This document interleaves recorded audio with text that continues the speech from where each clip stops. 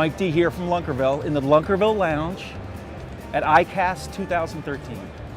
And look what it is. Bill Dance, fishing legend, icon, great dude. Welcome, Bill, to the show. Good to see you, buddy. Now, we're doing a contest. The best fishing story wins the chance to be on Lunkerville. So if you give me the best fishing story, you can be on my TV show.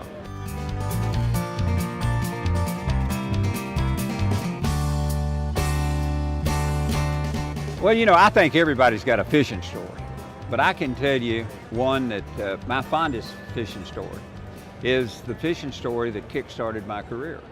What really kick-started my career was a fishing trip when I caught my very first bass. I used to go to Middle Tennessee fishing with my grandfather. I learned more about fishing with my grandfather than anybody. My grandfather not only taught me the fundamentals of fishing and techniques, but he taught me a lot about the anatomy of fish, the importance of sight, how fish hear, how fish smell, and that helped me tremendously throughout my career. And I remember I had 75 cents in my pocket, and I walked in a little bitty town called Lynchburg, Tennessee. It's the home of Jack Daniel's distillery. Oh yeah. And all the businesses would close at midday on Wednesday.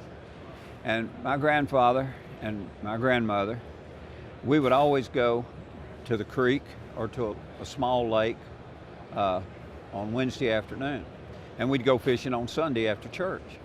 And grandmother would take a big quilt and she would sit there and crochet, and granddaddy and I would fish. Well, I had that 75 cents and I knew we were going fishing on Wednesday.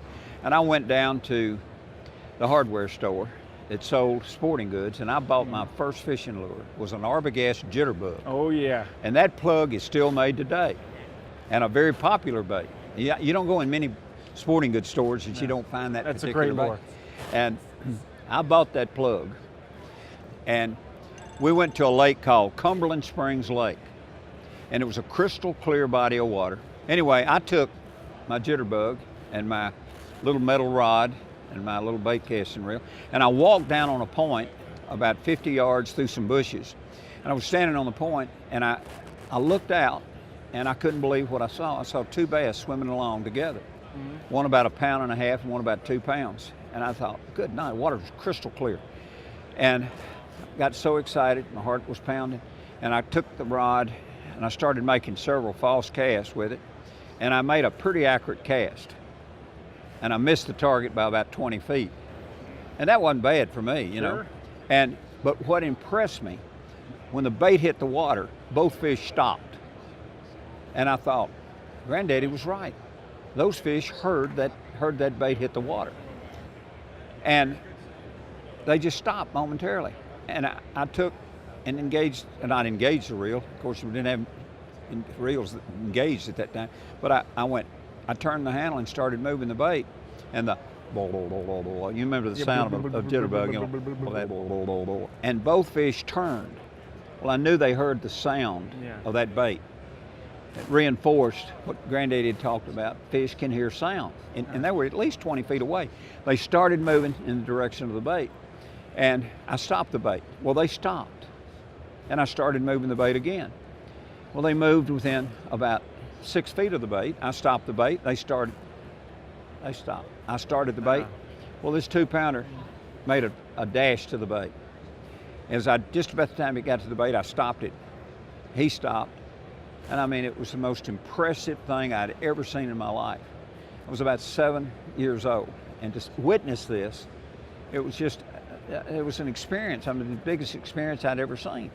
And I started reeling again, and the fish just made a hard turn and just exploded on the bait. Just a shower of water just came blowing out of the water. And I mean, my eyes wide open, my heart pounding. I mean, I couldn't even hear the gurgle of the bait because my heart was pounding so much. And I just reared back and set the hook. And I started reeling. And I reeled about 10 turns, and I couldn't stand it. I just took the rod, threw it over my head, and reached up and grabbed the line. And I just started well roping the fish. I mean, I just couldn't believe what I had seen. And finally, I just got the fish up on the bank and reached down and got the jitterbug and just worked the lure out and just left the bait and took off running through the brush, back to bushes, and I ran back to my granddaddy and I held the fish up.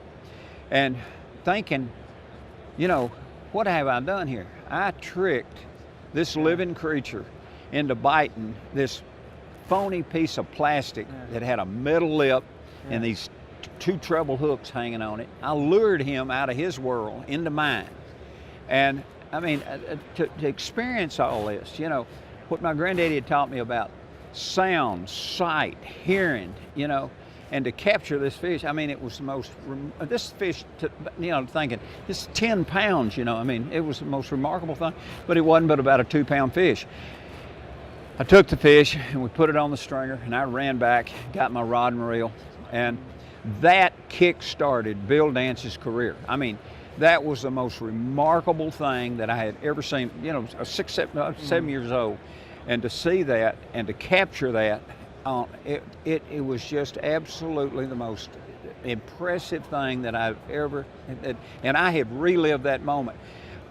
To look back, and other probably memorable things was to watch each one of my 4 children catch their first fish. Yeah. That had to be highly, highly memorable. And now to see 4 of my 7 grandchildren catch their first fish, that's remarkable. But that first fish, catching it on top water, seeing the strike, and witnessing every piece of that, that's just absolutely special. It's such a thrill to trick the fish into catching. And then you're speaking about, you know, your first fish and how important it is to get kids interested in fishing, because once they experience that thrill and they're outside and they go from the calm to the excitement, they never forget that for the rest of their lives. If every kid, look at Bill.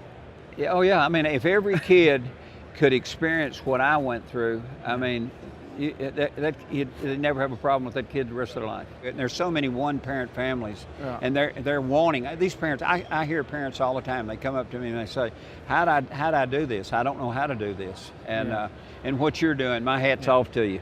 It really is. Thanks and a lot, I appreciate what you're doing, to be able to want to do this and to be able to try to spread the word and to help people do this. I think it's absolutely remarkable. Well, I appreciate really that. 'Cause, you know, there's not many times in life where you get the opportunity to do something good and do something important. And this was kind of a fluke for me. You know, I didn't expect to be a fishing television show host 10 years ago. Now it's 10 years later, and I'm doing it, spreading this word with South Bend's Lunkerville and getting people into fishing. And some of my favorite fan mail is when somebody's like, I was flipping around the channel and I saw that show with the funny name. I was watching it, and I don't even fish, but I tell you, I was entertained. It made me want to fish.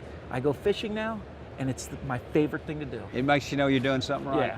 It really is. Thanks a lot, Bill. Buddy, thank you so much. It's great being with you, buddy. Good seeing you. Like I say, my hat's off to you. Appreciate it. I appreciate you.